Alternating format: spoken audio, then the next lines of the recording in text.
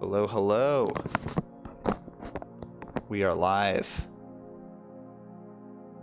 Twitch.tv SFPC_NYC.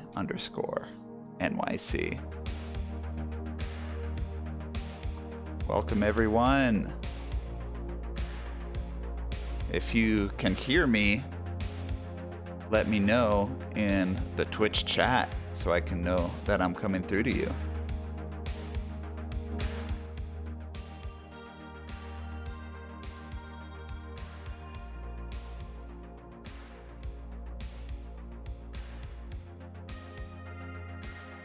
Hello, hello. Hello, Tameʻola. Hello, Neto Noir. Thanks for being here. Really excited to have you with us. Just gonna vamp here for a minute while people roll in. But hello, everyone. Good to see you. My name is Todd Anderson. I'm one of the co-directors of School for Poetic Computation. And I'm going to be your host for this Meet the Participants event. It's going to be a blast. I'll introduce a little longer coming up, but just going to give a minute for people to trickle in.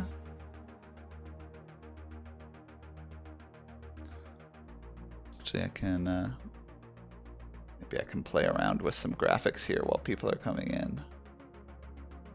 Yeah, there we go. Just kind of step into the metaverse a little bit here. You know, just float around, be little objects in space. Maybe I can be a little circle, just a little moon in the corner.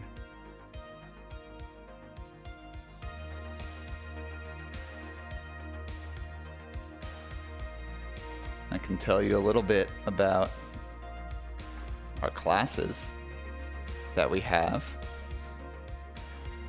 Hey everyone, thanks for joining us. Thanks for those of you. I can now see that we have 24 viewers in the Twitch stream, and then we have another got at least 14 here in the Zoom. So we got a quality audience right here. I don't know how many double dippers there are though. Getting ready to have a real show here. Gonna have a real time tonight. Okay, and so I can tell you a little bit about our classes here. So we have Scrapism, Sam Levine, Omiele Aranyeka, and Ilona Brand. It's a class focused on web scraping. Dark Matters, the American artist, Zainab Aliyu. Class on kind of the history of interfaces and race and theory. Digital Love Languages with Melanie Hoff, Max Fowler, and Meghna Dolakia. And Reading into the Past, Writing into the Future with Ashley Jane Lewis and Carrie Flack. It's a kind of sci-fi imagining writing course. A lot of amazing classes here. You're going to be seeing a mix of students from all of those classes presenting to you tonight. So we have a total of 17, I think. Let me go check my spreadsheet. We have 17 presenters this evening, so I won't stay here vamping for too long, because I know you're ready for the action. You're ready for the main presenters. But I wanted to introduce a little bit about the program and let you know about these classes, and we're going to be seeing a mix of students from those. These are all 10-week classes for our spring session, which just started a couple weeks ago. And yeah, we've got an exciting night of participants will be presenting for 4 minutes, and they're going to be telling you a little bit about themselves, what they've been up to, a little bit about what they're thinking about with their classes, maybe some work they've done before. But yeah, and let's get started in a moment here. I'm gonna fade out this audio, my royalty-free chill synthwave playlist here, and as I turn things over to the our first presenter, I want you in the chat to kind of treat this a little bit like we're at a live show. I know some things are opening back up, but I don't know. I was at a live event earlier this week, and I am just out of practice being a live audience member, giving my energy appropriately to the presenters. So I know that's going to be a tricky part in an online event too, and I want you to really do your best here in the crowd to really give some energy to these presenters. They are taking time out of their schedule, preparing a presentation. I know that they're just presenting for 4 minutes, but they're putting a lot of work into these, and I've practiced them. So really give them some energy and make them feel welcome in our SFPC community. So as I'm introducing someone or after someone presents, let's get some claps in the chat. Let's get some woohoos. Let's get some yeahs. Let's get some emojis in the chat. Let them know that you're here. And yes, let's get it started tonight. Really excited to kick things off with our first featured participant. We have Nancy Lee joining us from Reading into the Past. Hello, Nancy. Yo, what's up? All right, take it away. All right. I'm calling from so-called Vancouver, which is Squamish, Musqueam, and Tsleil-Waututh land. And I'm currently in my studio in Chinatown. I run an artist studio space. I'm just going to share my screen because I made a video so I can keep time. Not gonna lie, my video is kind of chaotic, but it's just like a rapid fire of a bunch of projects that I've done before. I throw a lot of events in Vancouver. I also DJ. I do a lot of workshops. This is kind of like pre-COVID, things are opening up again soon. I have a project called Current Feminist Electronic Art Symposium. And this project essentially is educational and artistic programming for women and non-binary and artists of color. We've turned it into a mentorship program in the last couple years. And yeah, we do shows and just like produce in hopes of producing more cultural producers that, can create accountable culture. A lot of our work actually ends up being, policy recommendations. This is me speaking to council. A big part of what I do is, being politically engaged because, I'm a publicly funded artist. And I think in order for us to continue getting our funding, we need to, we got to speak to the government. This is one of my favorite shows that we did with Maria Chavez. This is a project. It's another WebXR mentorship program that I did last year with like a cohort of 10 people. And they did a live musical performance at the end of their Web XR mentorship. So I do teach WebXR with the Indigenous Matriarch 4 lab. I do things like more accessible, kind of like with A-frame using HTML and things like that on like a very introductory level. And one of my personal kind of research is I work in XR. So I have this like 360 dance film that I did in 2017. Produced by the National Film Board. I also, this project is an 8x2 channel sound live performance, VR performance, where all the headsets are networked through Unity, like a client network server. Some of the research things that I'm really interested in is choreography, sound choreography, physical choreography. I also direct mostly dance films and music videos. It's just kind of fun. This is just something that I do on the side, occasionally because there's small projects with quick turnaround. And I work with mostly, artists based in Vancouver, kind of like independent artists that, that I've collaborated with as a curator as well.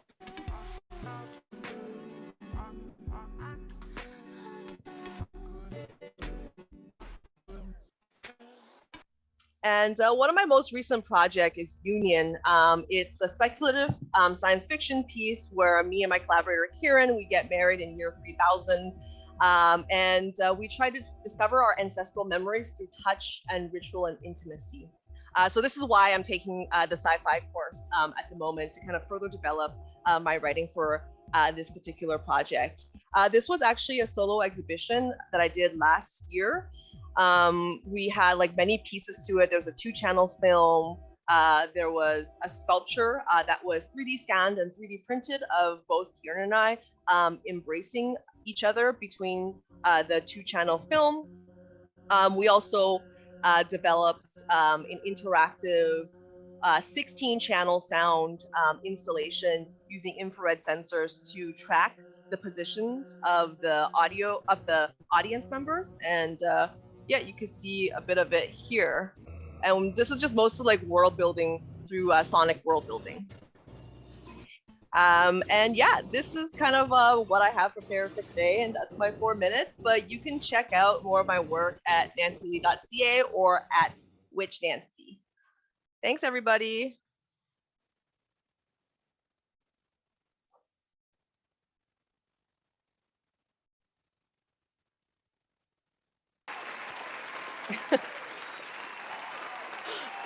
It was a Frankenstein thing. I just put old presentations together.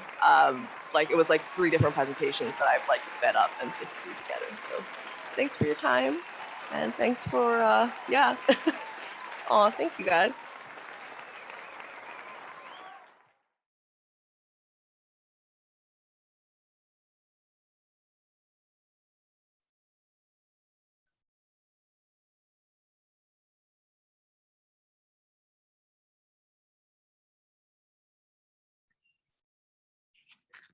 All right, I will be going next. Hi everyone. Can someone give me a note that I can be seen and I can be heard?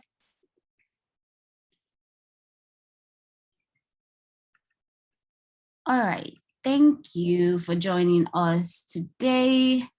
My name is Kiton, and I am a participant of the Reading into the Past and Writing into the Future Spring session. And so I'm just going to give a little note about my presentation. The first slide, as you can see, is it contains a lot of information. So I invite you to kind of rest your eyes, not read the screen, and just listen to me read shit about myself, as the other slides invite the audience to kind of engage with the screen in a meditative practice. So yeah, let's do this. All right, so I am born of Olufemi Adeola and Oluyemisi Igain Otun Ekiti, Nigeria. And I am a transdem poet, experiential artist, and curator working in spirals, reversals, and tentacles. I have an MA in curatorial practice where I was engaging with global contemporary art and politics via radical traditions, and also new media practices. So my current research and dream work is committed to creating errant vital imaginaries and systems of relation. And I have done experimental and small scale projects both at home, which is Lagos, and also in New York. Yeah, I've also curated exhibitions. Oh shit, how do we go back?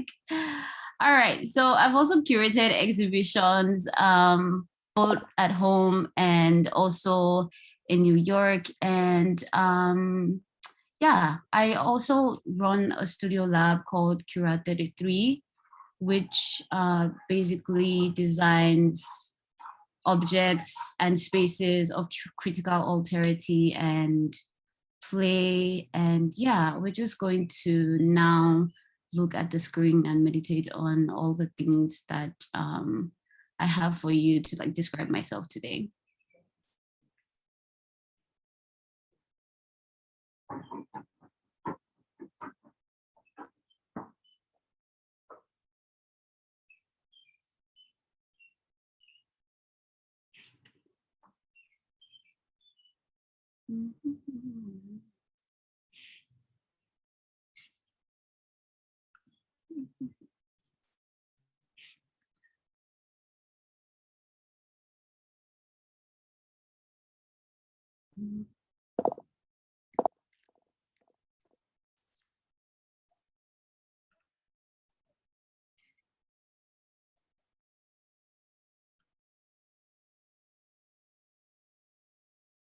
And this is a slide with fragments about my work to describe the work that I'm currently doing, my research and my interests.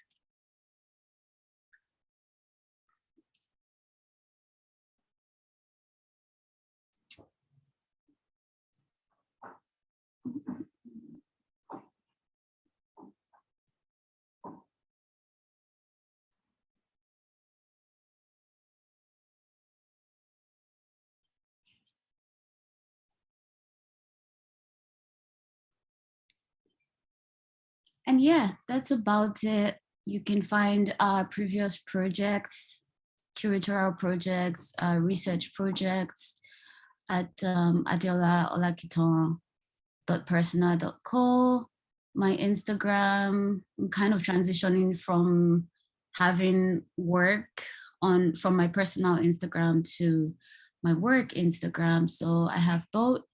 And I'm also Tumblr baby and will forever be a Tumblr baby. So if you still are in the Tumblr space, you can follow me on Tumblr also. That's about it. Thank you for your time.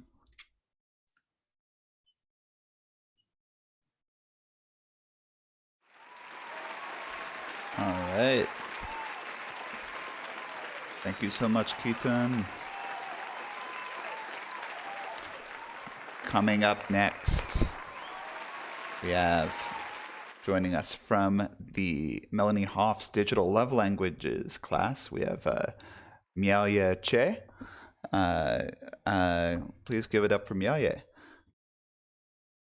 Hello. Hi, everyone. Can you see my screen? It's like completely white. Yes. Now. I can see. Yeah. Okay. Awesome. Cool. So my name is Miaoye. I use I'm pronoun indifferent, so you can use any pronoun. Today, I'm going to talk a little bit about myself and my journey with SFPC. To backtrack a little bit, back in 2019, I moved to New York City to become a software engineer.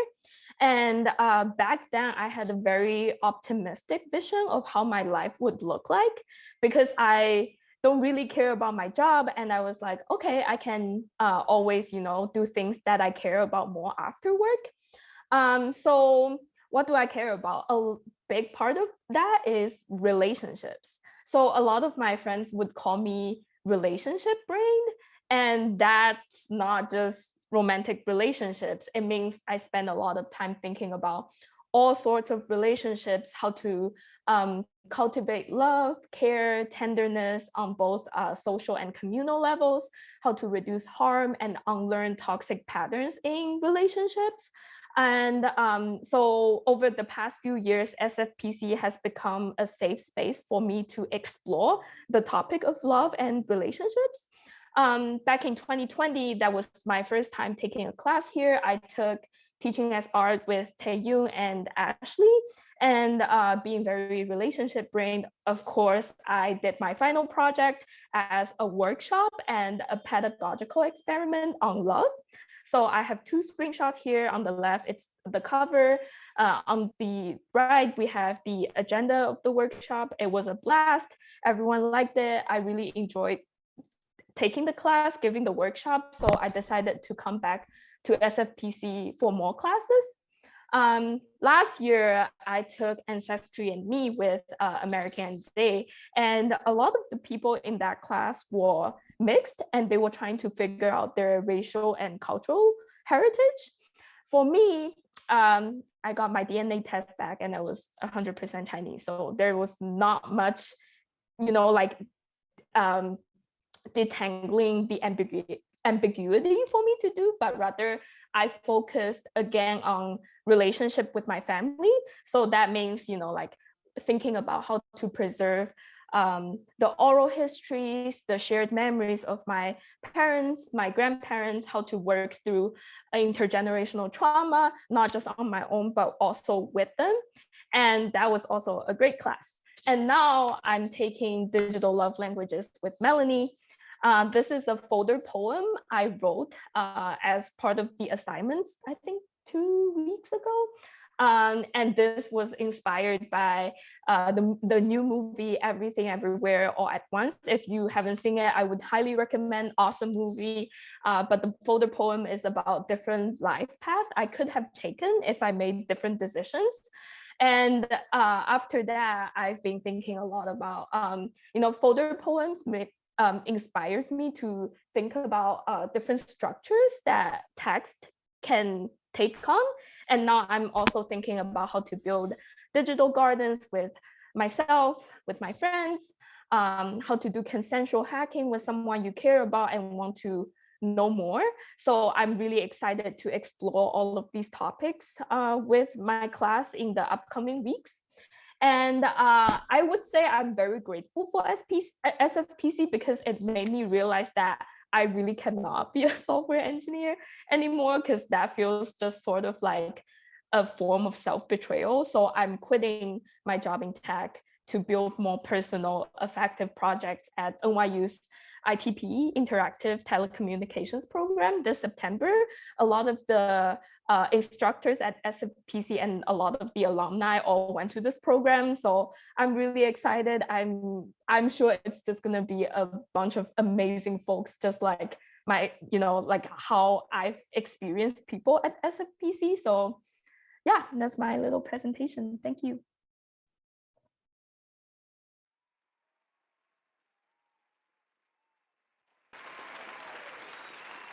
All right. Thank you so much, Miaoye. Got a little visual feedback there, and hello everyone in the chat. Thank you for being here with us. Coming up next, we have a presentation from Sarah Asif, who is in Sam Levine's Scrapism class. Give it up for Sarah.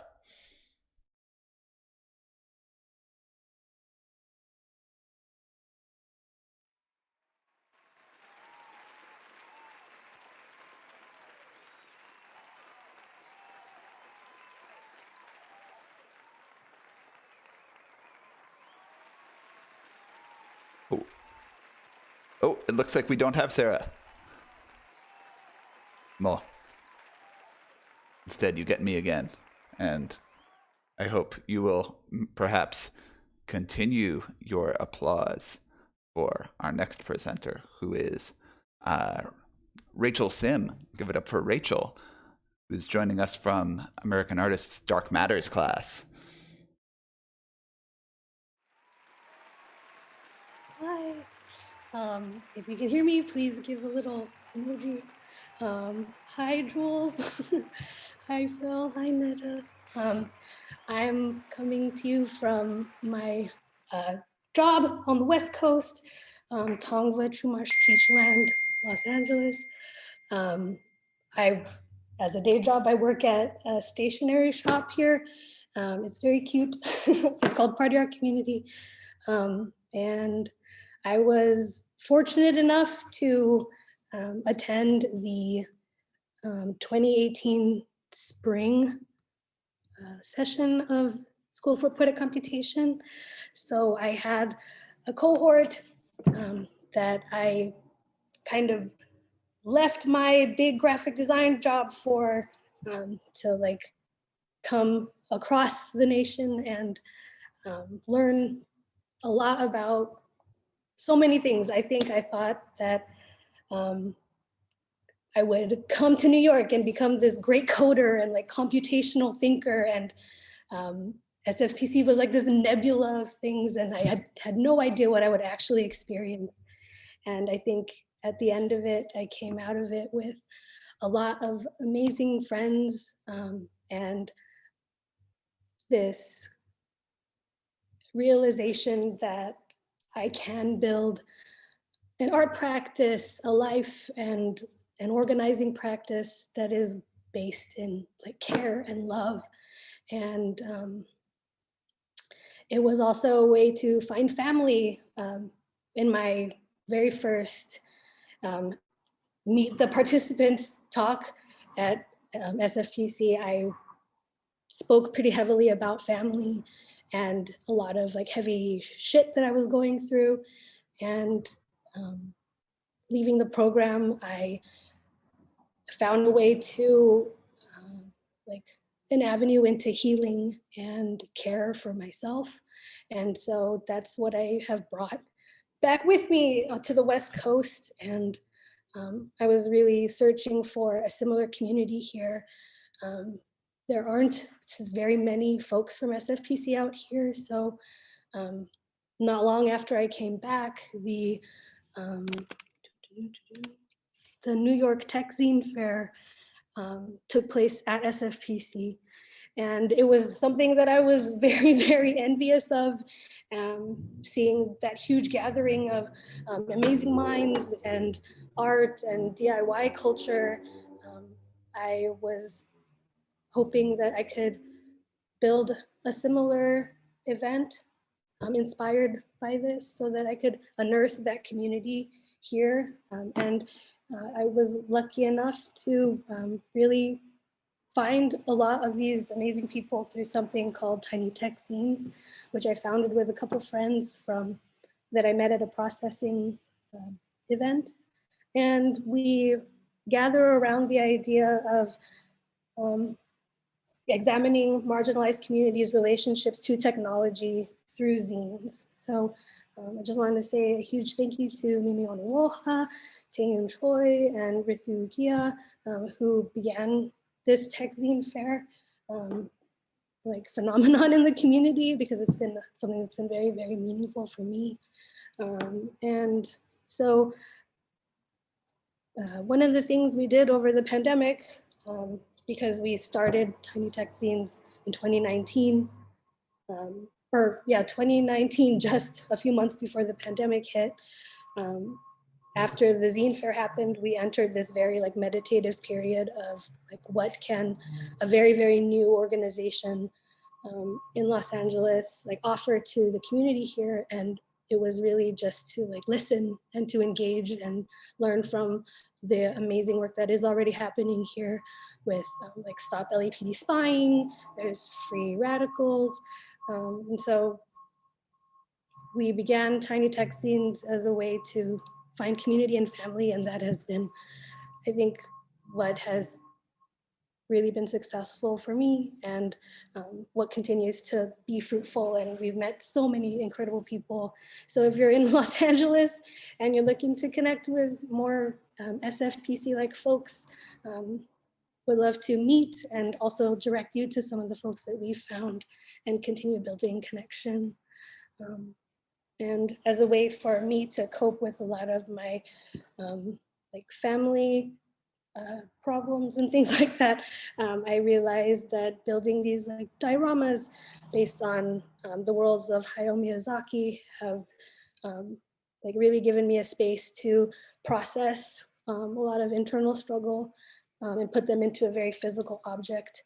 And I would say that between this community space and stationery shop here, and through Tiny Tech Zines and through these Minizakis, I've found a lot of more care for myself and connection with people around me, and yeah, just a lot more love. So, yeah, so that's me. Thank you for listening. Yay.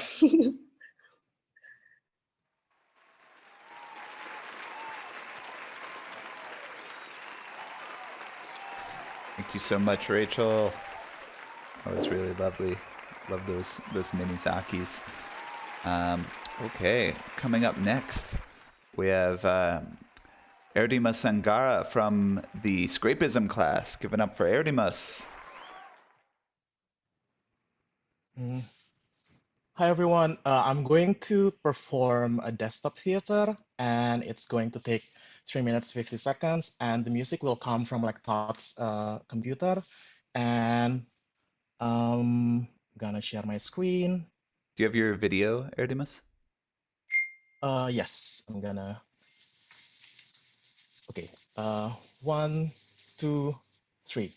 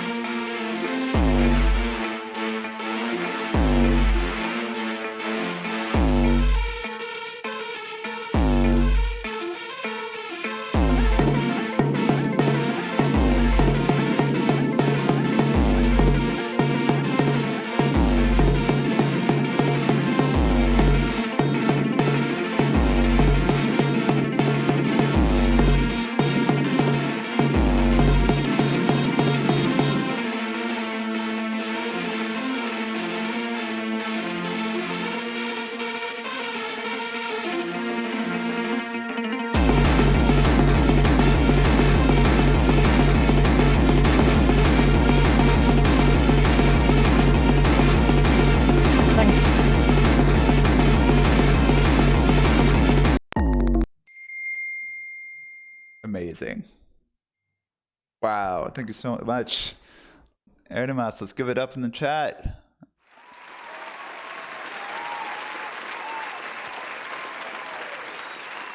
Oh man. I love a good desktop theater. That's that piece right up my alley. Very cool to see, and also very excited that we ran that piece twice before to test out if it would work, and the video was coming through very choppy each time, but it was perfect this time. It was very smooth. That was great. Thank you so much. Okay. Coming up next, we have Nasrah Omar, who is a participant in American artist and Zainab Aliou's Dark Matters class. Let's give it up for Nasrah. Hi, how are you all? I'm Nasrah. My pronouns are she, her. I'm an artist working primarily with photographic processes, but recently also began dabbling in the realms of AR and VR. I am based in Lenape-Hoking, which is more commonly known as Queens, New York. And I'm currently a participant in the Dark Matters course with American and Zainab. I know there's a few of us from our cohort. I'm really excited. I know Ash is here and Kaarthika, like genuinely excited for their presentations. So yeah, in the sessions, I'd love to talk a little bit about the course, and then I'll also share some work. So yeah, like the sessions have been really incredible. Through the readings, we've been unpacking like the oppressive history of technology and how it's tethered to like settler colonial violence, anti-Blackness, misogyny, and like creating like extractive, hierarchical, and like nefarious systems. And what's been really fascinating is like through the discussions and exchanges, like in addition to unpacking the histories, we've also been ruminating on like how these computational systems like can work towards like world building and like regeneration and just like cultivating like more equitable networks. And like at the moment, we've been working in small groups to generate like collaborative works in the form of exquisite corpse. And like some of the ideas I'm exploring within our group are around transparency, how computation inhabits invisible realms, and like how opaque like technological systems themselves can become weaponized and as they work in like covert ways to like thwart our agency, and also like about like invisible labor, like about workers who execute commands while being tracked and essentially made to impersonate machines. And some of the things I explore in my personal work are also around invisible biases and how they're embedded in code, and the ways in which they otherize those they perceive as a deviation. But yeah, I'd like briefly love to share some of the work with you. Just bear with me one moment. Let me just share my screen. Okay, let me just see. Let me know if you can all see the screen. Okay. So yeah, these are some images from my forthcoming photo book titled Enclaves. And I'll just go through it really quickly. I'm interested in exploring like avenues through which like syncretic practices, folklore, and ritual can be synthesized in like the hyperreal and like digital realms, to create like a liberatory space, collectively and individually. And yeah, like for the Enclaves books, there's like an array of manufactured utopias, and basically like research to build my work is like, it like traverses like a very varied terrain. Like material culture is an integral part of my practice, as well as like the realms of like science fiction, like South Asian visual culture and diasporic literature, like post-colonial studies, and also like always like going back to like ritual and folklore.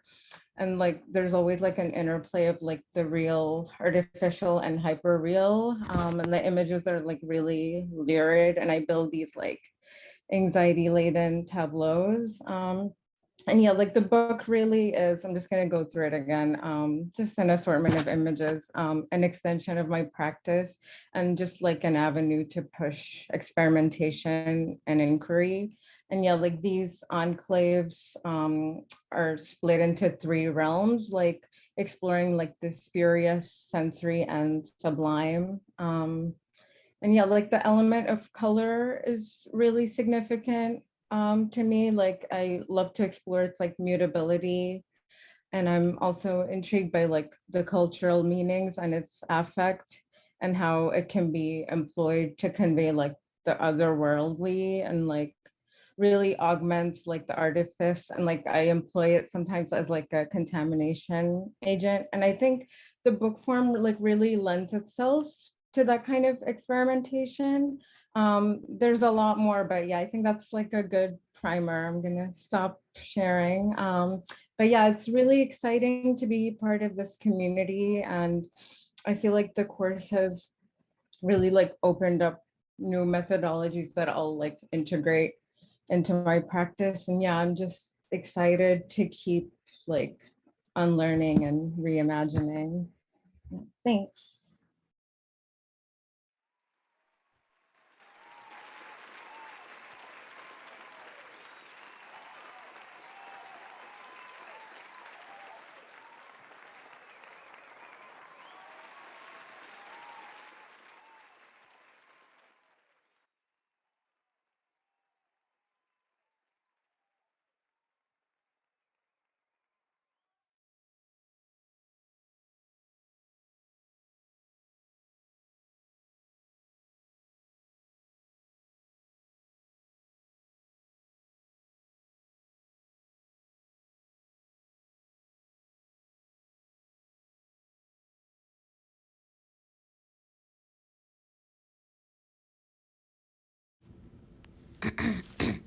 Is this thing on? Of course it's on. I turned it on. Okay. My name is Wairimo sometimes. My name is Nduta. My name could also be Gadhani. Really, it depends on who you ask. I am a storyteller, an educator, somebody's daughter, a stranger on the train, a zine maker, an academic in flux, a kombucha brewer, and I try to keep plants alive. The money tree in this video didn't make it through the winter, but the rubber tree did, kinda. Sometimes it feels like I have the structural integrity of a marshmallow, and no, I'm not going to explain that. At the time you are watching this, I'm staggering through 2 graduate degrees I don't recommend. In African literature, I've been working on parsing out queer theories of freedom of expression in East Africa. I unwittingly started to do this when I was writing my master's thesis on feminist post-colonial crime fiction, where I meditated on abolitionist modes of mystery and investigation in the novel Dust by Yvonne Adhiambo-Owor. To be honest, I'm struggling to define a practice. I have been a writer ever since I learned to write, but the capitalist white supremacist demands of academia weighed down on any pleasure or wonder I took from it. Even before my accidental move to New York, I had stumbled badly and fallen out of rhythm and sense. I stopped writing to save my life. Even journaling repelled me. I had already stopped reading for fun. When had that happened? And then I started to make zines. I got into collaging. Folding paper made me really happy. Most of the stuff I make or have made is for my eyes only, at least for now, lol. But during the pandemic, my friend Yelendri and me curated 2 zines on making a feminist internet in Africa. and we worked with some really amazing African artists and internet rights activists, which is how I got into tech and science and storytelling. About a year ago, I was at a residency in the Adirondacks where I finally made my way back to writing. Right now, I'm working on a book about bots and bees. I'm still not writing much though, because I'm always so tired, jeez.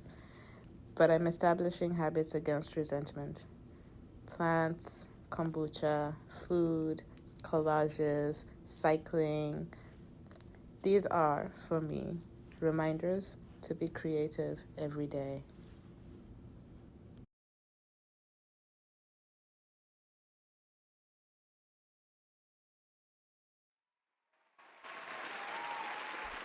All right. Thank you so much, Wairimu. Thank you so much for sending that video. And my apologies for being muted while I introduced that. Wairimu couldn't make it this evening, but sent that video along for us to show. So thank you for doing that. Okay, let's have, I think we'll have one more presenter and then we'll take a short break. Up next, we have Elisabeth Schifrin, who is in both Scrapism and Digital Love Languages. Give it up for Elisabeth.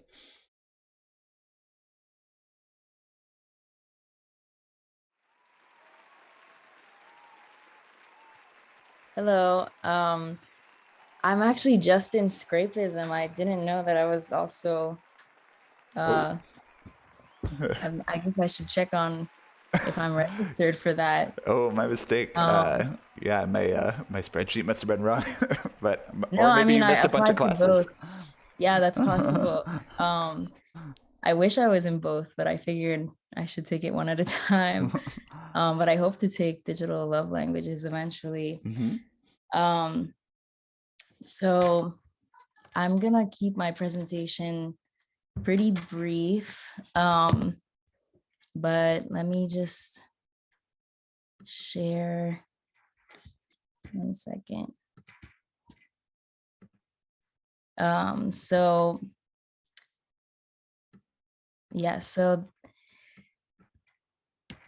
this week,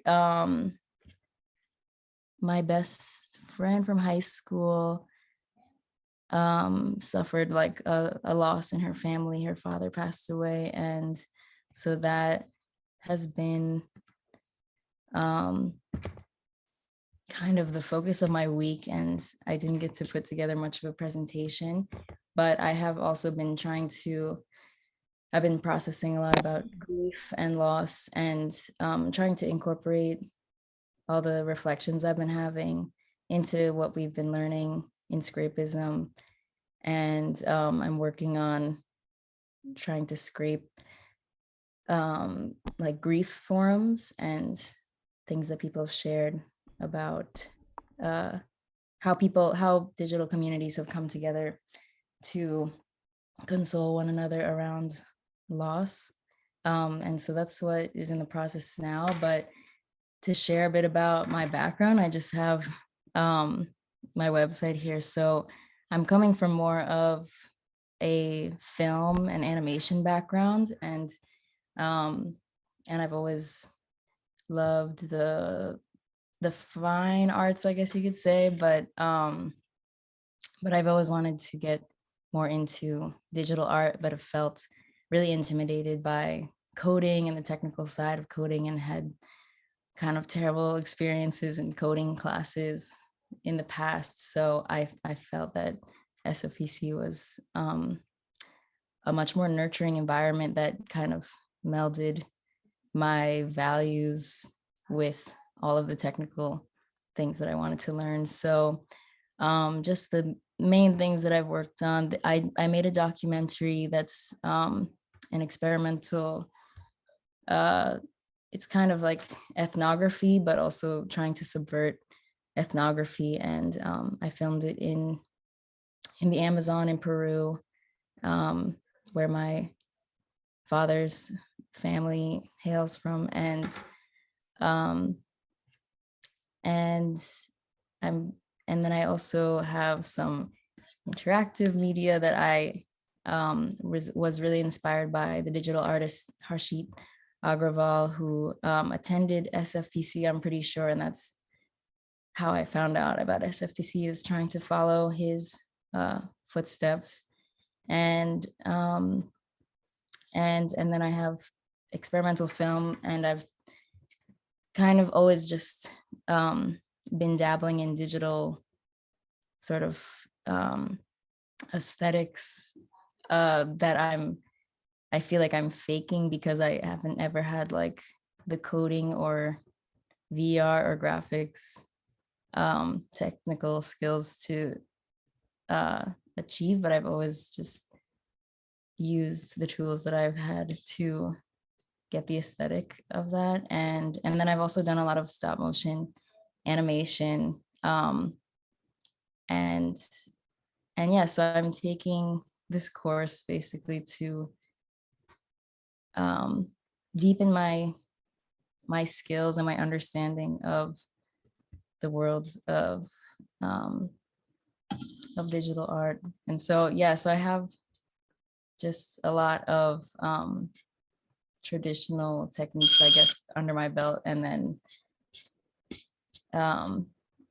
yeah, just hoping to unite like my goals and visions with what I can actually execute through this. Yeah, I don't know how much time that's been, but I'm really enjoying listening to everyone else's presentations and being a part of this community. So thank you.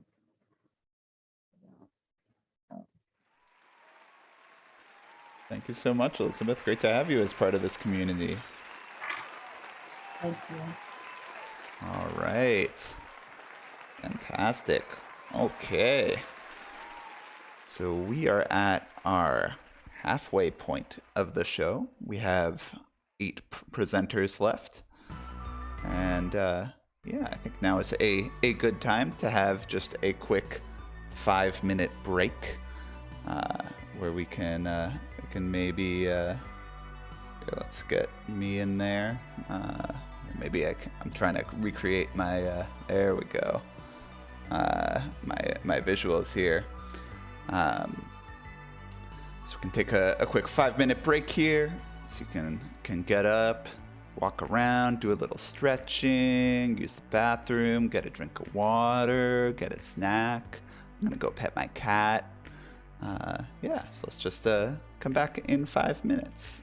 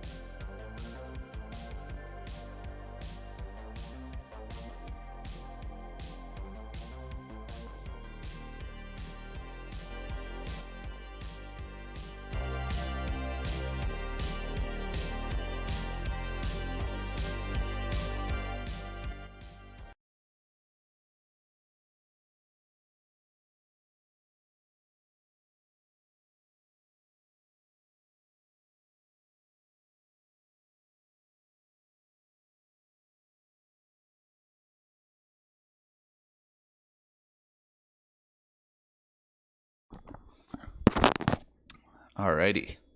How's it going, everybody? Hope you were enjoying our nice little 5-minute synthwave break. That song was called Hackers. Pretty exciting. Okay. So we've got 8 more participants who are going to be giving presentations this evening. And let's get right back into it. Can you let me know? Let's get a little noise going in the crowd. Hey, Twitch chat, are you there? Are you back from your break? Are you feeling loose, feeling limber, feeling ready to have your eyes glued to the screen and your ears glued to your headphones and/or home speaker system? Ready to hear and appreciate some more presenters? Oh yeah, we're back. We're ready. Okay, let's give it up for our first presenter of the second half, who is Shiraz, joining us from the Dark Matters class. Give it up for Shiraz. Hi, everyone. Thanks so much for having me. Thanks to everyone who's been presenting. I am Shiraz, and I will share my screen. Actually, let me do this. Okay, y'all can see that, yeah? Yep. Okay, great. Or wait, so, I'm seeing a black screen right now, actually. Is yes. that what I'm supposed to see? Okay, cool. Yeah. I'm Shiraz. I will just try to toggle through some of my work. I'm a graphic designer based in Providence, Rhode Island. Previously, I lived in Chicago. This is some of my work. I like to work with a lot of text and language and form, and just kind of studying different publishing mechanisms that can facilitate whatever dialogues I have, either in my head or with other people.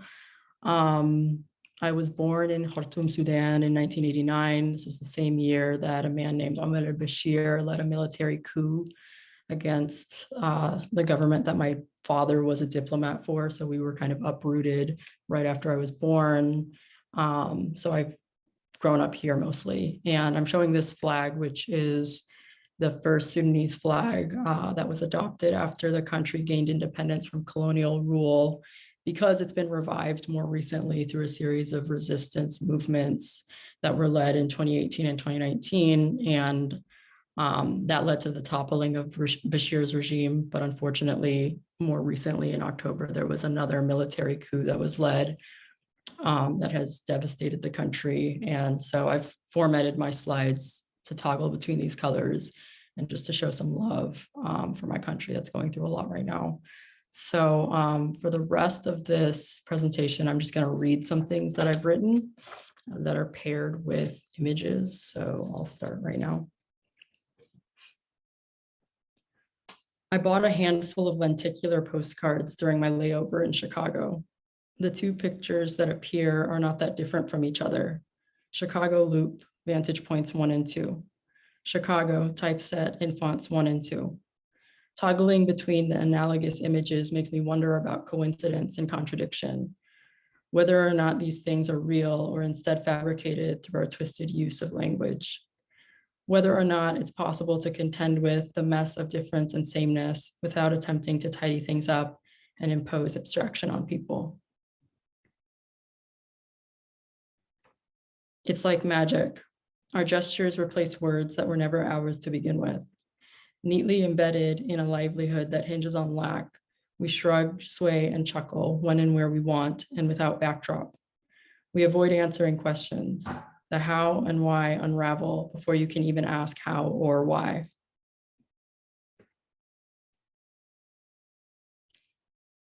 It takes a village to regain a sense of how we feel, what we know and don't know, who we are fooling.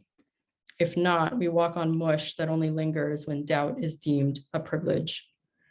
Certain people wish to be grounded without remembering the roots that live underground. They patch us through these roots. They want to stick around. By the way, the word deserve has serve in it, a knot of unearthed potential.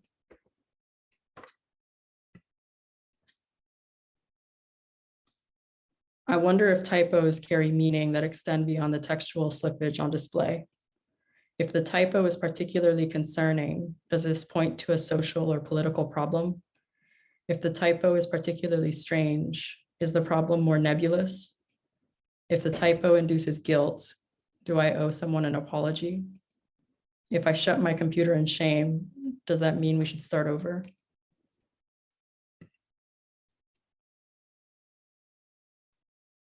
I like verbs that start with the letter L.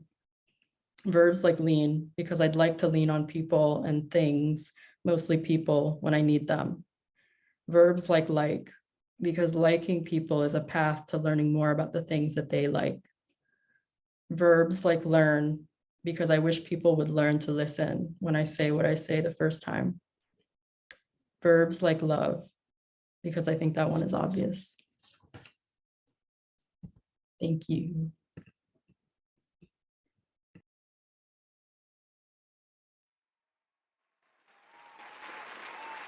Thank you so much, Shiraz.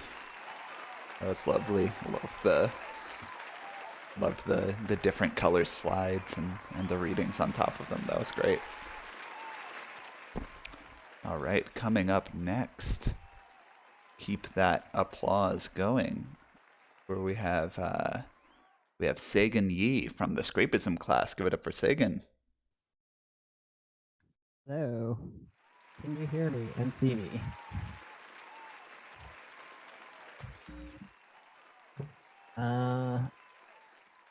Okay, time to share screen. Hello, everyone. I'm Sagan Yi. I'm an animator, media artist, and emerging speculative fiction writer living in Treaty 13 territory, otherwise known as Toronto, Canada.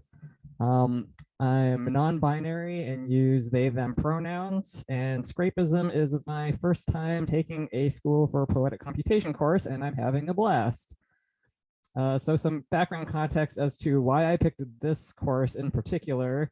In a past life, right up until 2020, really, I was executive director of a video game arts nonprofit called Hand-Eye Society. And I did a lot of events programming and curation around interactive digital media and traveled all over the place to do talks and go to festivals. Detroit, San Francisco, Johannesburg, and Berlin were some of the more memorable ones. And I also made and collaborated on a lot of weird experimental games like this one, which was a psychedelic dual-screened interactive installation played in the back of a van that my friend Hannah bought and painted off Craigslist. And a visual novel game with my friend Nadine, where you have to throw literal knives at the screen in order to lie about cheating on your boyfriend. I think this was done using a Makey or something like it. And an alternative controller game where you become a punk magical girl and defeat an evil queen using laser cut gyroscope weapons. But the one I kind of wanted to highlight that was sort of the most relevant was Welcome to New Lux Plaza, which was my attempt to make a vaporwave clone of Star Fox 64. But I'm not the world's best programmer, so I consider it kind of a noble failure, but exploring that aesthetic got me really interested in digital collage, procedural generation, and how art and communication manifest or become weird in online spaces. So these are just some screenshots from the game. Because while I was making New Lux Plaza, I had been manually harvesting fragments of text and images from the internet, like 3D models, GIFs, scraping manually, like copy pasting YouTube comments, Amazon reviews, and throwing them into a spreadsheet and randomly mixing them and that sort of thing. But it was very slow. I didn't have the knowledge base to be able to automate this process, which is kind of, and then this is another project that I made, which was a Twitter bot called, which randomly pairs a screenshot from the giant robot anime Neon Genesis Evangelion with a random New Yorker caption. So clearly, I made this in 2019, so there's clearly some kind of directional thing happening here. So enter the School for Poetic Computation, and One of my friends just posted a link to the website. I found my way to the Scrapism course, and the description just sounded like everything I never knew I wanted to learn even 10 years ago when I was just starting my independent arts practice. Also, I went to animation school to learn to draw funny cartoons. So I really didn't have any formal academic education in how to think about the things I was interested in, or any critical theory to help me articulate my own projects. And School for Poetic Computation just seemed like all the good parts of getting a master's without any of the bad parts. And I think that's been true so far. So just like a few things that we've been working on in the course with my remaining time. One of our first assignments was to write a Python script that combined 2 text sources to make a poem. So here I have a script that randomly combines text from Lord of the Rings, The Two Towers, and a murder mystery about a lingerie boutique in Tennessee that I downloaded from somewhere. So running the program will generate a different poem each time. And my current project, which is due tomorrow, that I need to finish, involves scraping the HTML code from Shutterstock after searching for all the photos tagged non-binary. And I noticed that when I did this, and noticed that many of the photos still label the human subject in the photos as a man or a woman. So I wanted to make some kind of statement about how limiting language can be when it comes to queer identity, especially on a site like Shutterstock, when gender has to be packaged in such a way to make it legible and marketable to a wider audience. So I am interested in the possibility for Scrapism to expose and subvert these seemingly hard-coded assumptions in the information that we swim through on a daily basis. So yeah, that's me. And in a couple of weeks, I'm going to be in Banff with another person in the Scrapism course, Chloe. And we're going to be doing a 2-week self-directed residency about computational writing. So I think that's very fitting to be doing that during Scrapism. Thank you very much. Thank you so much, Sagan. That was really cool. Love those backgrounds, particularly the car spinning and hitting $signs. That was great. Cool. All right, let's continue. Up next, we have Sid White, also from the Scrapism class. Please welcome Sid.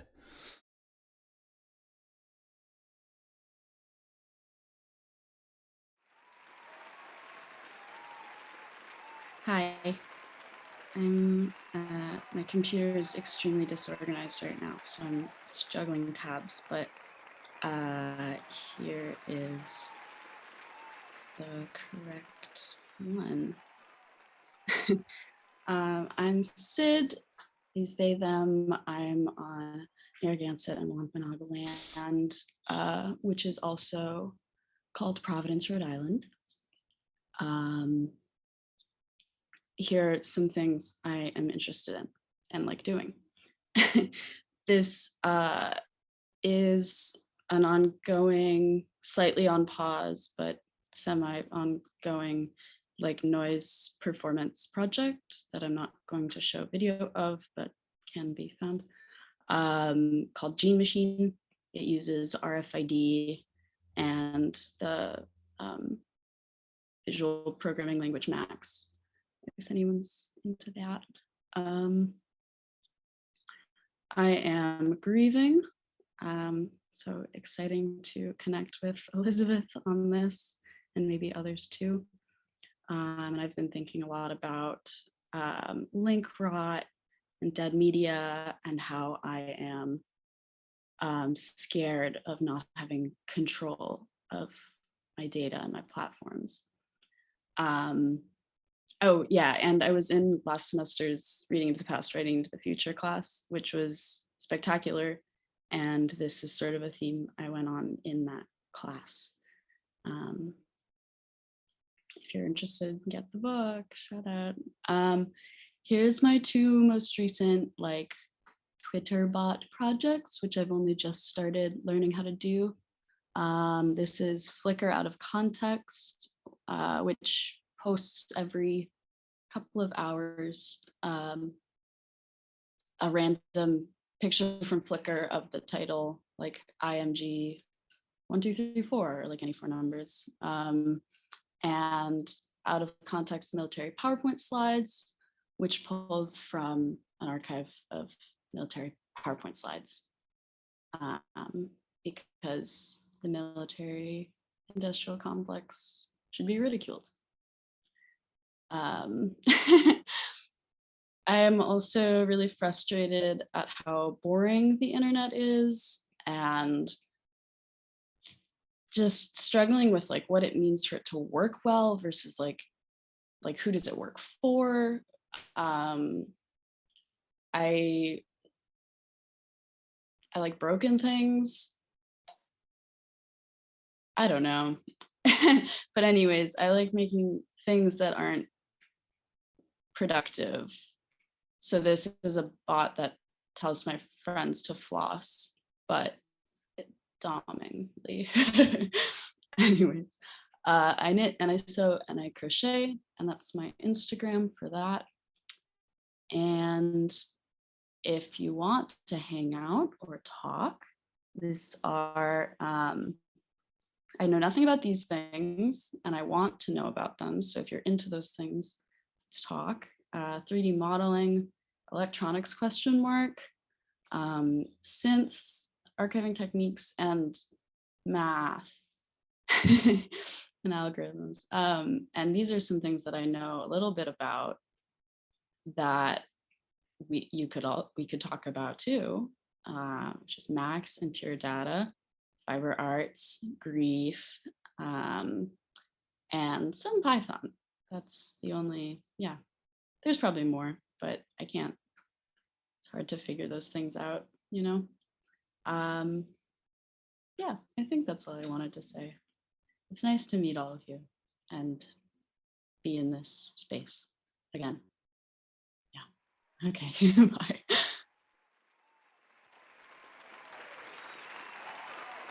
Thank you so much, Sid. Great to hear about those things. I too am grieving link rot. Thank you for putting those words to it. Okay. Up next, we have Mykim Dang from the Dark Matters class. Give it up for Mykim. Hey everyone, thanks so much for sharing this space. Really great to see classmates and meet you all. And yeah, I'm kind of starstruck right now. It feels really good to be in a space like this, and I have not had the privilege of that. So thank you. I'm gonna go ahead and just share a little story about myself.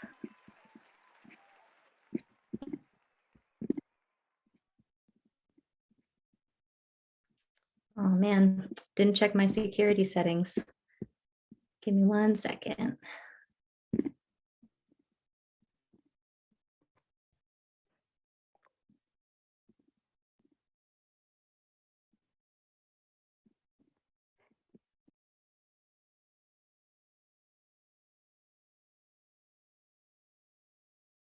Oh yeah, Dancing Todd, screensaver. Wait, I wonder if I can do. Boop. Boop. I had to restart, apologies. Okay, now hopefully I can share.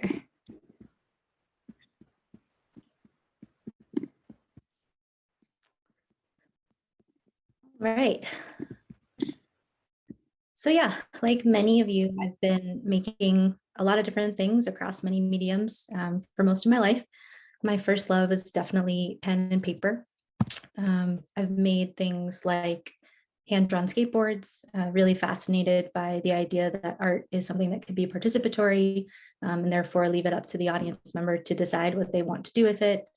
I slowly transitioned from analog art and fine art into film and video. So that's sort of what my formal background and creative career has been in.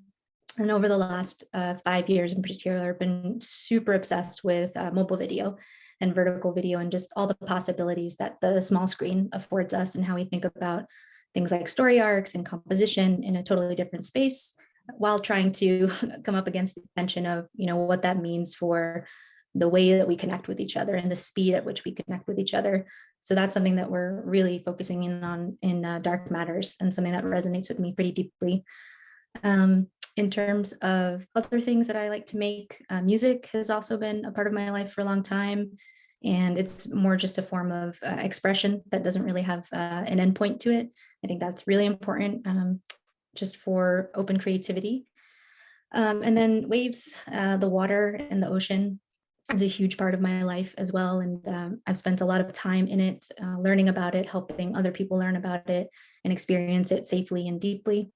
So those are all sort of connected for me around themes of trying to find peace and belonging and make space for other people and communities the way that I may not have had access to for most of my life. Part of that is because of my family story. Both of my parents are immigrants from the Vietnam War, but they could not be more different in terms of their own journeys. So my dad was the only person to come over from his family and really carried the weight of being that provider and that sort of golden child and trying to assimilate and make sure that expectations and care back home were met. And my mom, her whole family came over together.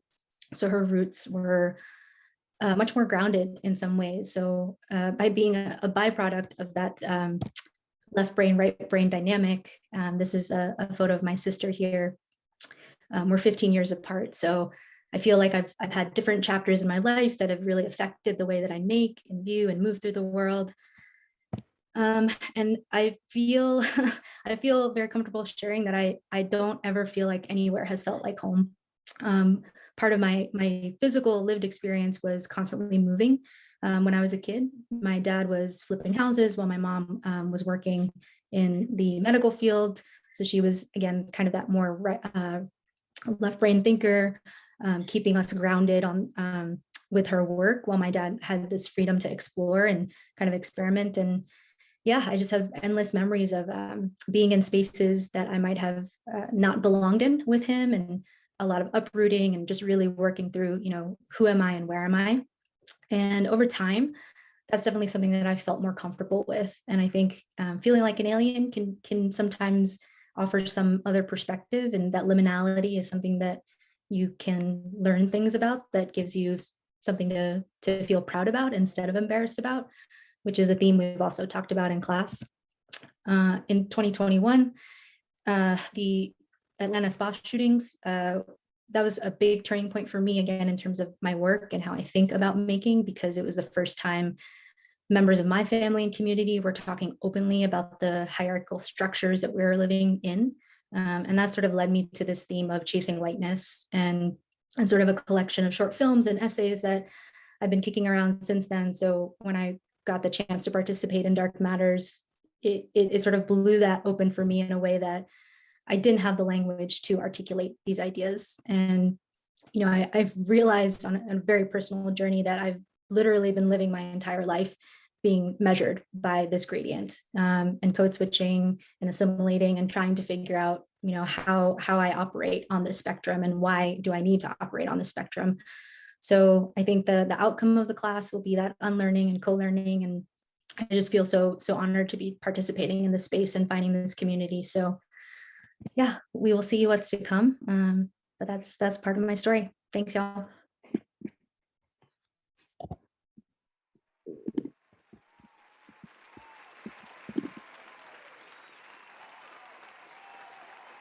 Thank you so much, Mykim. Great to have you with us.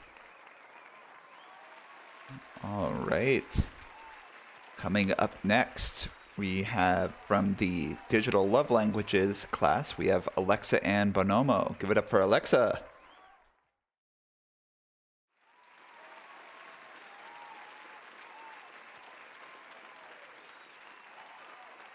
Hi, I would like to use my video, but I cannot start it. Oh, let me see. Oh, okay, hold on. I might. Can you now? Okay. Hi. Hello. Hello. I am opening my file. I can use my desktop as well. Can you all see? I think it should be good. Okay. Hi, My name is Alexa Ann Bonomo. I also go by Lex on Discord. This is my Instagram, lex.csv, and my website, alexaann.net.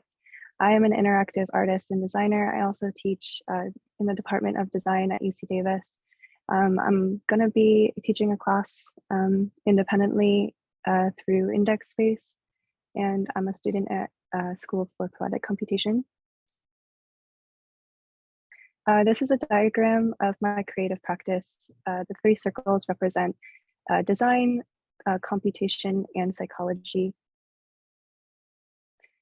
Some thoughts that go on my head for my research-based artist practice. I come from an academic background, but this class is opening my eyes of a lot of different alternative ways and methodologies to go about my creative practice, and it also flows into different ways of teaching as an educator. So I ask a lot of the time, how does the information I emit every day feedback visually?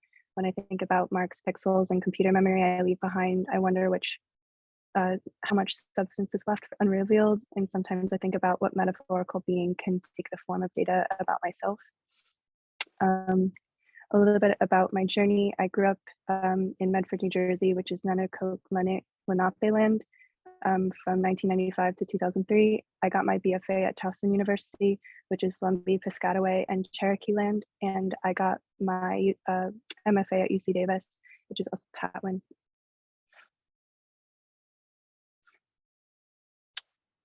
During my undergrad, I got some experimental processes in digital art and design and filmmaking and screenwriting. And I also took a lot of experimental printmaking stuff, and I do that on my own time now. So this is some of the first work that I've done with SFPC, which is a love letter to a speculative liberatory learning environment. I just kind of free wrote and took what I know about creative writing to share what I imagine what a liberatory learning environment is. And Melanie Hoff was really great about giving a nice prompt to try to conjure up what I feel would be nice. I imagine a collective environment where teaching is traded amongst members, ongoing conversations and exchange of knowledge, sharing progress on individuals' projects, experiments, inventions, and writing, and passing notes to each other to share thoughts and feelings. And I used what I felt would be a comfortable learning environment through the metaphor of a portal and sort of a space that could freely and amorphously acclimate like weather to a class. And then what's on the right is in the process of making a cyanotype, which is a form of printmaking that I like to do in the sun. And it uses some of the plants around my house and rocks. This is my folder poem. It's sort of a lullaby about sleeping. And I also created some text files of biblically accurate angels. And that was the first time I used Python to create that. And the poem goes, dream engulfed in a temporary world where you fall in a bed of oceans, let it wash over you, be not afraid. Rest your eyes, feel your body expand and collapse, sinking deeper, be not afraid. Restore your mind, look at my, restore your mind, look at my mind, reflect, you mirror my mind, be not afraid. So I'm just going to talk about my academic background a little bit and just where I'm coming from. And I hope that this background will transform as I unlearn from the digital love languages class and reform some of my creative practice. One of my favorite films that I always say that I love is A World of Tomorrow. You should check it out. And one of my first pieces that I get to show in San Francisco is called Pulse of Anonymous Memories, which is something I'm actually reworking. I'm going to do like a 5-year apart rework and show it in San Francisco or Sacramento, which will be fun. Read more about that. I'm not going to read the paragraph, but this is something I got to do called Rain Beacon. It uses tracking, using a Connect to track people in the space, and uses rain as a beacon to collect together and be calm. And that was at the Exploratorium for a night. We had a emerging media sort of series going on. and then this started my thesis for my MFA called Sense, and it was a physical computing mixed with some data visualization that was like a creative drawing that was rendered from it, and that drew out a piece. So you can read more about that too. It's called Sense. And these were some of the pieces that were generated from that. And the activities that I was doing in real time was playing piano, hugging, and running around the studio. This is my thesis abstract. You can take a screenshot if you want. I won't read the full thing, but it revolves some keywords. It's quantified self, by Gary Wolfe. Codex Endogenous is a project that reveals and visualizes the beauty and morphology of a self and its environment. Codex refers to a collection of pages stitched together, and endogenous is a term in cognitive neuroscience used to describe phenomena that is spontaneously generated from an individual's internal state. So I had graduated my MFA in 2020, and I haven't like published anywhere else until 2 years later, which will be published at International Symposium of Electronic Arts, and that's going to be in Barcelona. So it took 2 years, but I finally did it. So yeah, this is my design practice. Again, the first thing is psychology, and I do a lot of research around the psychology of the self and some of the philosophical philosophical ideas by William James. I also explore a lot of themes around memory, and I do take a lot from like cognitive neuroscience. So these are just terms that explain the way that our memory works to an extent.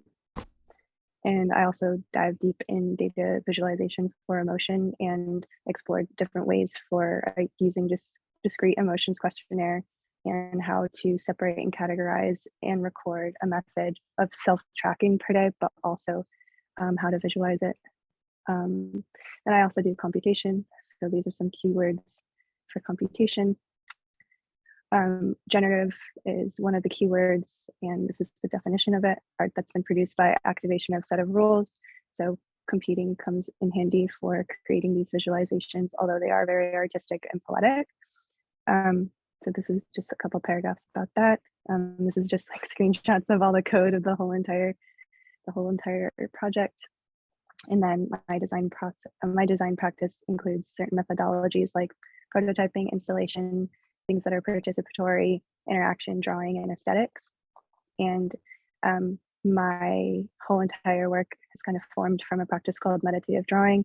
And this is something that I just naturally did on my own, that I kind of just learned to do, and that informed my visual representations of different data visualizations. I know they're really abstract, and what would be classified as like a non-conventional data visualization is like conventional would be like graphs and plots and scatter things that we've seen in science classes all our life, but this is kind of like turning it up on the side of our head and how we can represent ourself and our real data that we emit every day into an artistic form and a new method of journaling. So these are some words about aesthetics. I know I don't want to like go over time, but this is my favorite book, which informed the name, Codex Seraphonianus, and the Voynich manuscript, which this informed that. And yeah, these are just some snippets of some of the legend of the data visualization. So I won't show the demo, but I just wanted to share a little bit about that. And also what I'll be publishing for the first time is my research about using self-data visualization for trauma-impacted individuals. So patients with PTSD show a startling lack of activation in the self-sensing parts of the brain. Neurofeedback is used as a treatment that uses visualization of the electrical symphony of a patient's brain waves to cause emotional arousal, and in return enhances the sense of identity. Codex Endogenous aims to complete a similar feedback process to enhance the sense of self. So I'm trying to create a tool for people who are maybe experiencing, I'm looking at people with PTSD, but also people who fall under the umbrella of neurodivergent or who have neurodegenerative diseases that also cause similar lack of activation in the self-sensing parts of the brain. Okay, that's just another thing. But yeah, thank you so much for listening. You can find me on lex.csv on Instagram, lexcsv@gmail, or you can look at my website at alexaan.net. Thank you.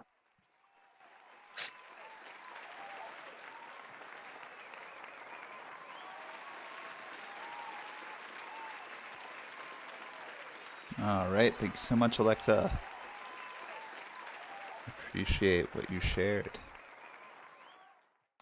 Up next, we have Kaarthika Thakker, who is joining us from the Dark Matters class. Welcome, Kaarthika. Hi. Okay, so I'm gonna share my screen.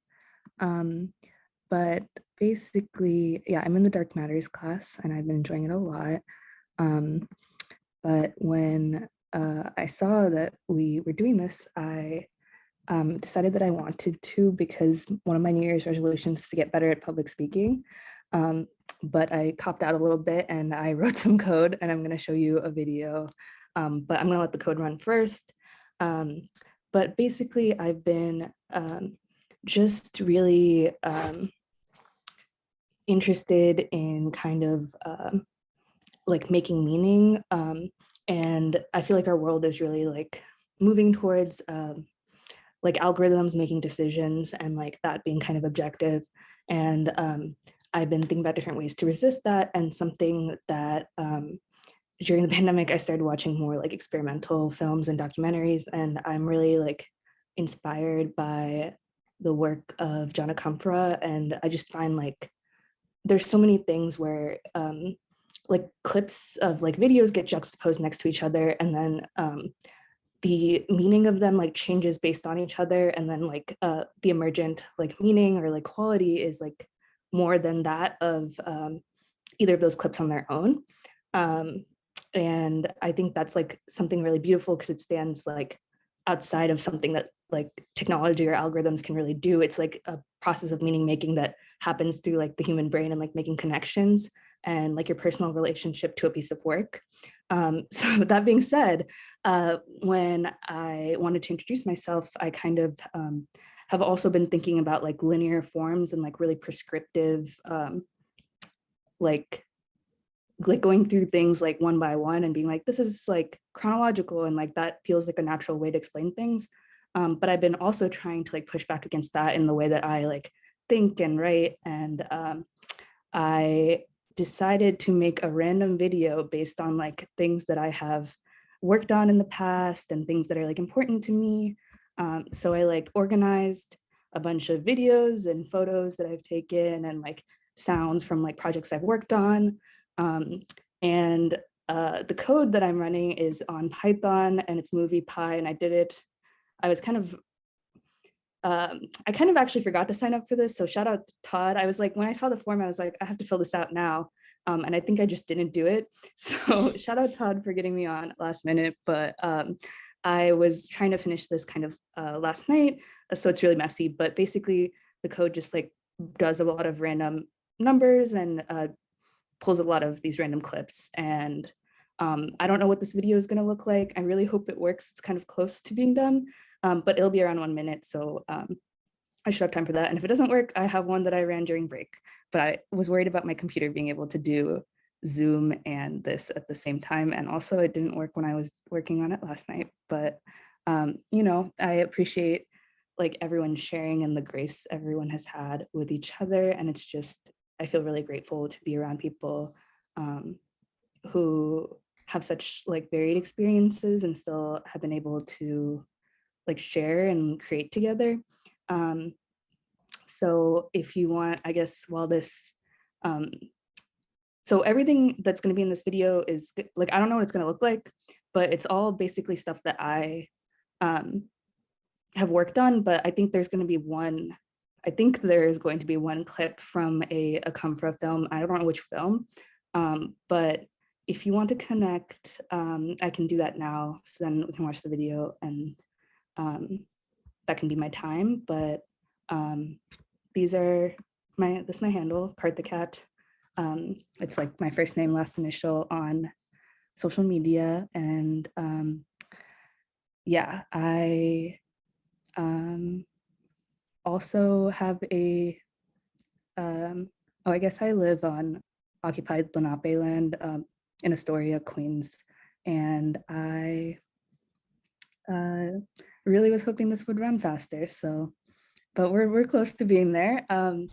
And I have a degree in computer science, but I kind of have had a moment where I kind of rejected code because I felt like it was too constraining, and it like is kind of deterministic in the ways that which we move through the world, and is being used in a lot of things like surveillance and like mechanizing our like the prison industrial complex and like mass incarceration and things like that. And like as an abolitionist, I feel like it's important to resist that. And I also feel like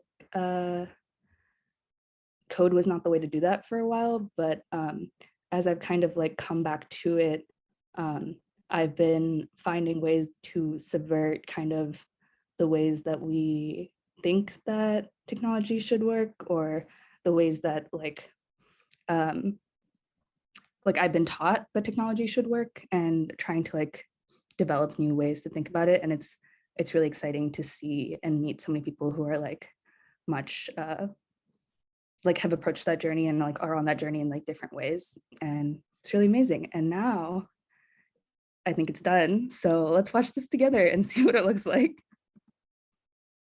I mean, can everyone see my screen? I kind of, yeah, okay, I think yes. Let's hope so. We didn't talk last time we did this, but we are remote now. So my name's Kaarthika. Bad boy scavenger poet figure called it to thief. 200 years into the future, the thief is told a story. We have such a we have the imagination of the people right now, and we can't lose that, you know, because when we imagine a new world, that's where everything starts. That's where the hope is. Then and exhale.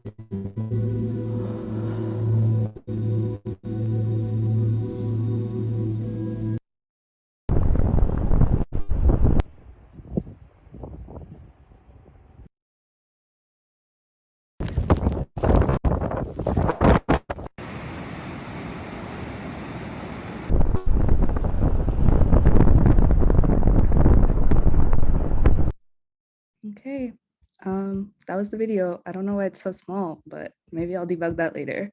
But thank you all for sharing, and I'm just grateful to be here. Thank you so much, Kaarthika. All right, let's give it up for Kaarthika. Okay, we have 2 presenters left. Thank you all, all 26 of you on here on Twitch for sticking with us through this show. Coming up next to present, we have Ash Baccus-Clark from the Dark Matters class. Please give it up for Ash. Hi, everyone. It's so bright in here. I'm like all backlit. Okay, let me share my presentation.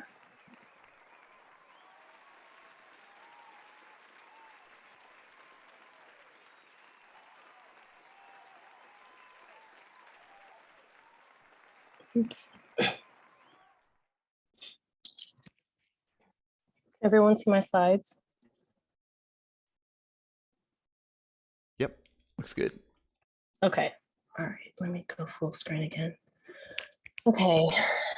I'm just gonna land here for a moment because I feel like I'm all chaotic, but my name is Ash Baccus-Clark.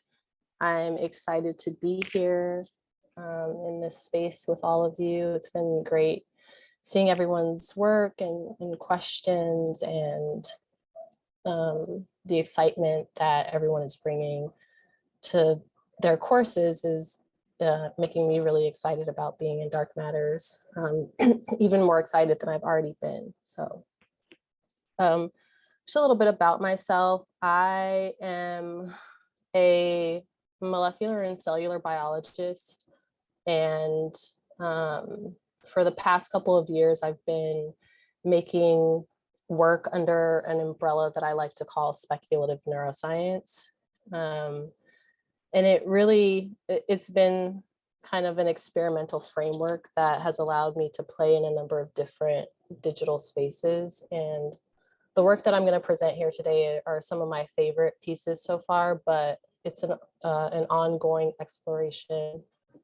So after I went to get my master's in stem cell bio, I took some time off before going into a PhD program to figure out why I couldn't shake this feeling that I wanted to be an artist. So I tried to go the curatorial route and sort of left grad school and moved to Germany for a time. And then after that, moved to New York. And this was in 2016. And this is how I found out about SFPC. A good friend and collaborator was in the 2015. It was either 2015 or 2016 cohort.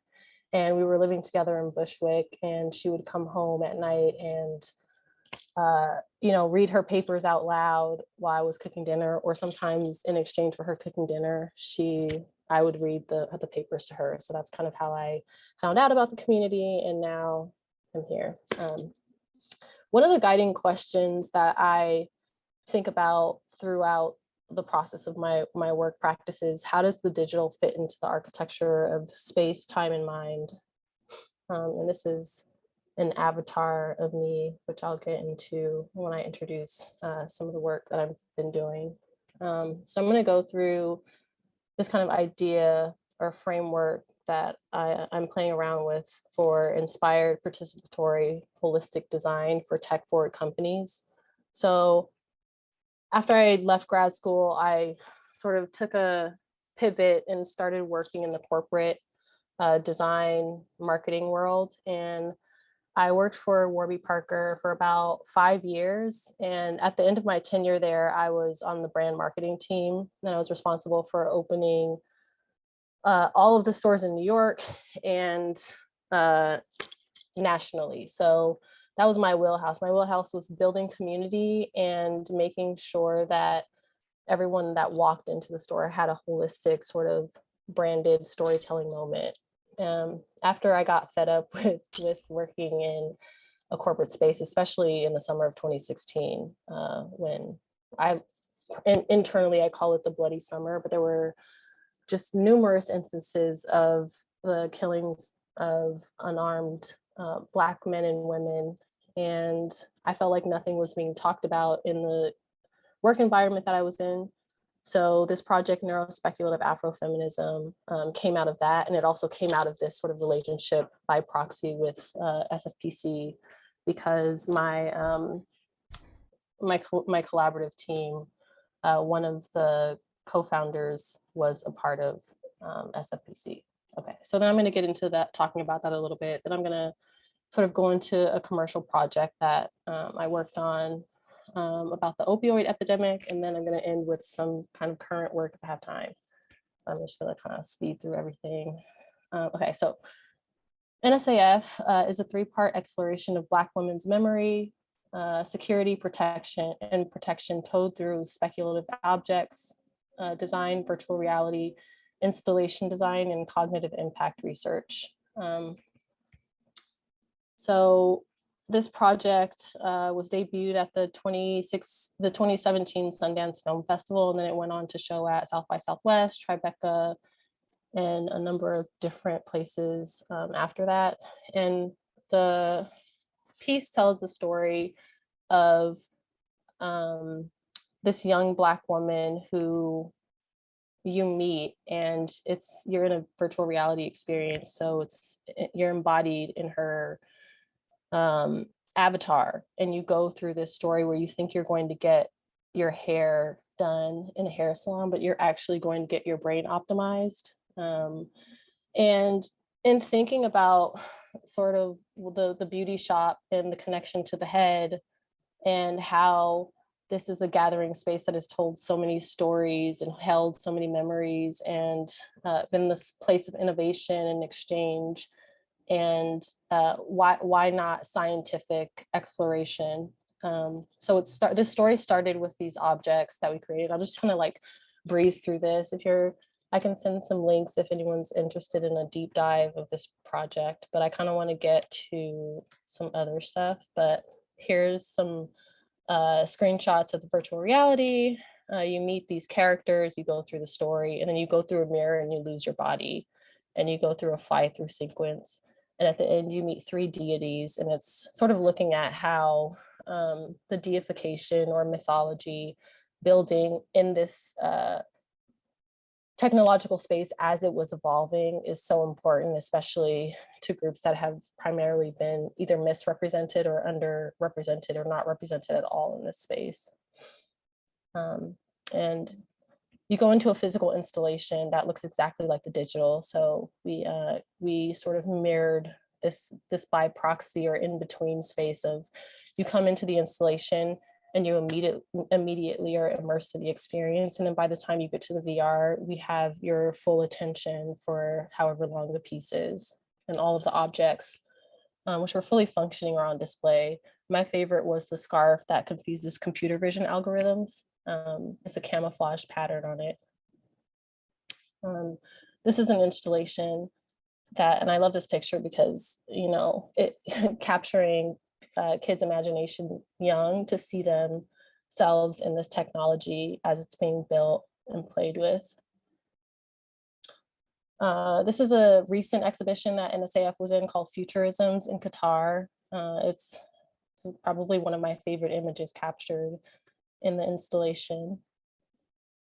And I'm going to play a short trailer, and I hope you can hear it.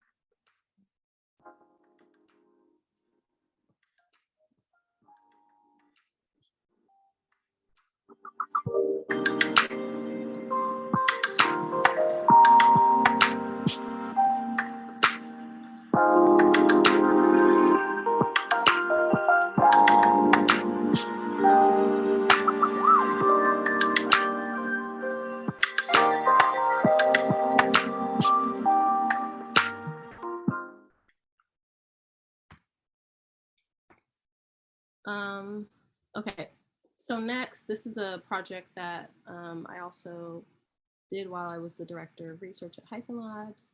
And the premise is each year 22,000 people die from prescription opioid overdoses, but behind every statistic is a face, a person, a story.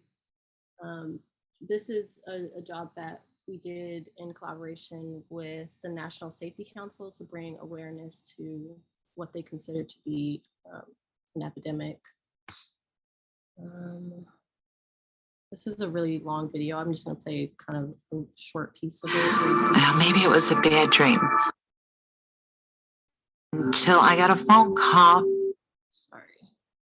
Okay. These people don't have to be dying at this rate. To see that proper steps are not being taken, and this is growing, it's frustrating. Those are people's Louis too.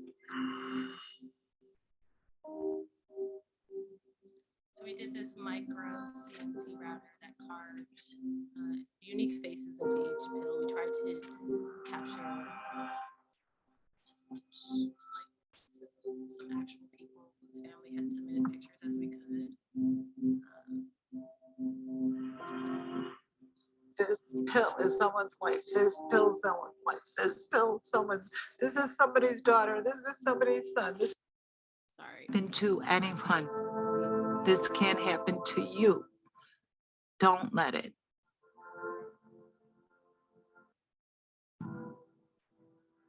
Don't let it. So kind of a PSA. I thought there was a panning shot of the installation at some point, but I guess I kind of scrubbed through it. But oh, here, maybe it's here.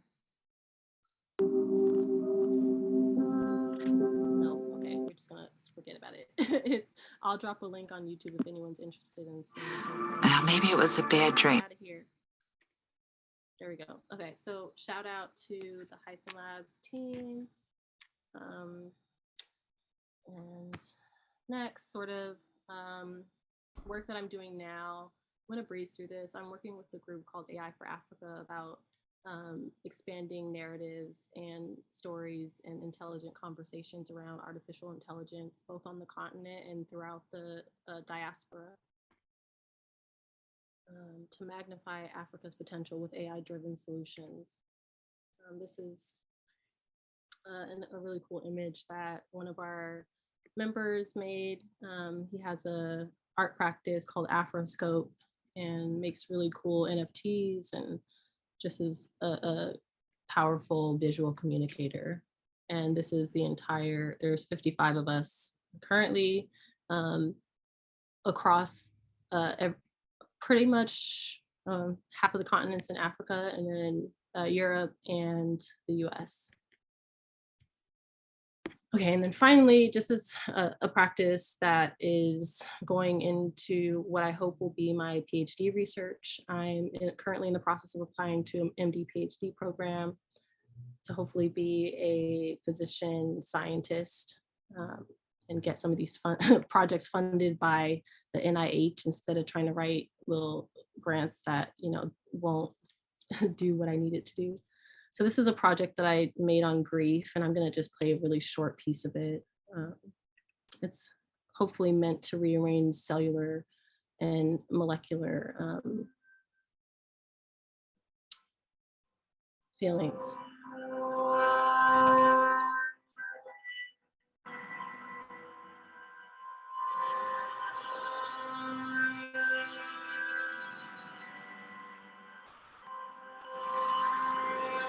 To my ancestor Omar, in this world and in the next.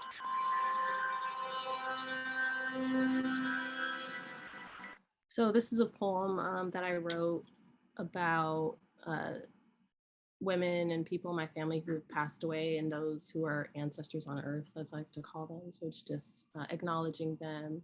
And this was a collaboration with a really cool artist named Sad Noise. He makes really awesome electronic beats, and you know, this sort of generative art is meant to look like cells in a petri dish. So this will be part of a much larger installation in the future. Yeah, this is just everything that I do is centered on the brain and neuroplasticity, specifically how it can be used to look at and target neurons and cells that are impacted by Alzheimer's, the dementia spectrum disorders. And I hopefully draw the connection between decentralized networks, mycelial connections, and the way that our synapses and neuroplasticity actually helps us regenerate our neuronal stem cells. Also like dabbling around in AI. Hey, Ash, sorry, we're at time. I'm done. Okay. All right. Thank you, everyone. Thank you so much, Ash. That was awesome. All right. Thank you so much, Ash. Very cool projects. And we have one final presenter to close this out. Please give it up for Raven. Thank you. Okay, I'm going to start my timer here, and then I'm going to go through one project, and then we can all go. I don't know about you, but I'm hungry, so I'm going to go eat after this. Okay, I will share my screen.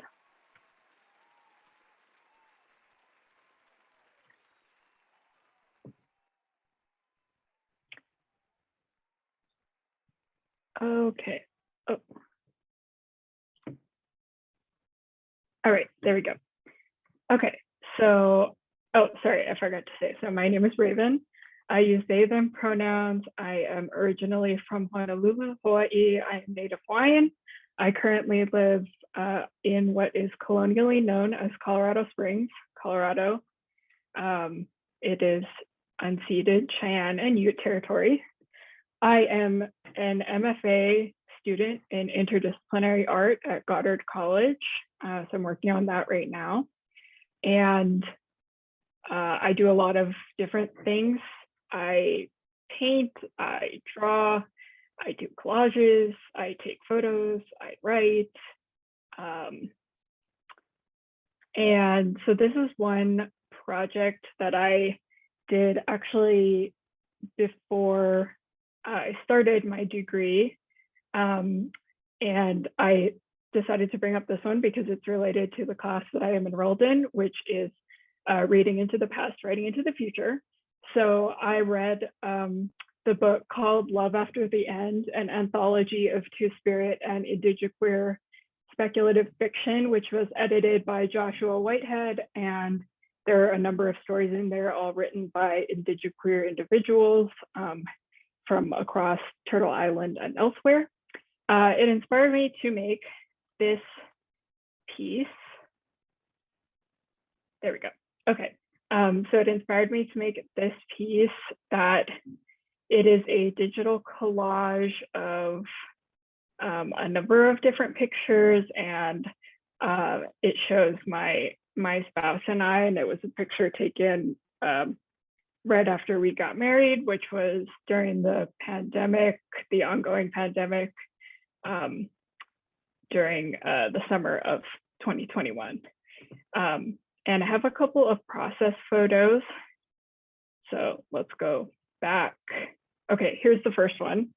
So I'll just take you through my process a little bit. So I started off, I had actually done some editing on the photo in the back. So it's not the process from the get-go, but using some stock photos and some photos that I have used with permission from people around me, I created this environment that was kind of felt kind of dystopian, I guess, and the orange theme was just coming out, and it kind of appeared on its own. It didn't really guide it in that way. So that first picture turned into this picture. So the moon is integrated into the background. There's clouds in front of it. And the picture is shifted around a little bit. It changed then into this. So you can see that I kind of covered a little bit of it in the bottom left-hand corner.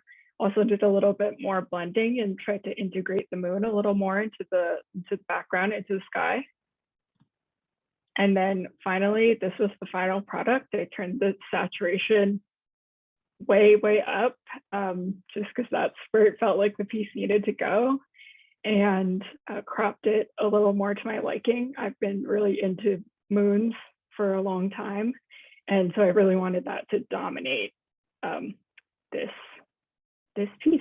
All of this work is on my website, which is my first and last name with no spaces, and there is a contact form on there, and that's probably the best way to reach out to me if you're interested.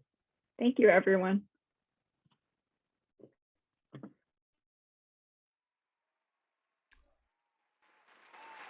Thank you so much, Raven. That was awesome. All right, and let's give it up one more time for all of our presenters this evening. We are at the end of our show. Thanks so much, everybody.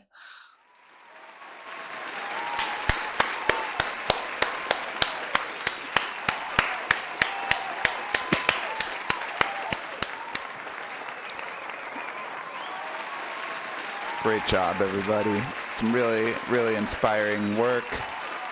Love seeing how you're all running with the ideas in your different classes and all the different work you've been up to.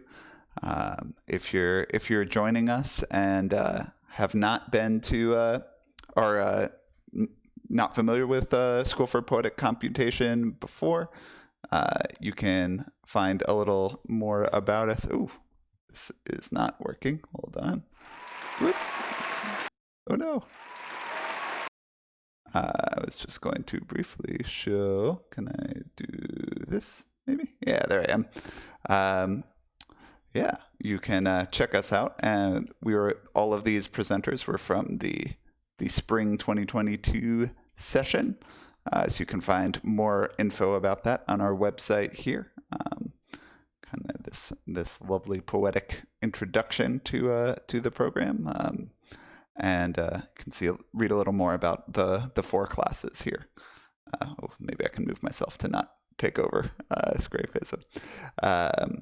So yeah, and if you attended this event and thought, hey, I could be a participant at some point in the future, you can and you should. I think we'll probably be announcing summer programming in early to mid-May, so stay tuned for that, and you can definitely join the SFPC email list and follow us on our social media on Twitter and Instagram to stay up to date on that. All of those links are on our website. You can just click that link above and just right in the header. You'll be able to follow along.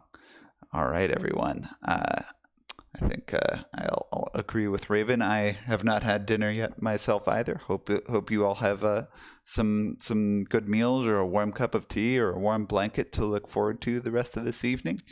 It's been really great hanging out with you tonight. Again, I'm Todd Anderson, and it's been really fun being your host this evening. Thank you so much, everybody.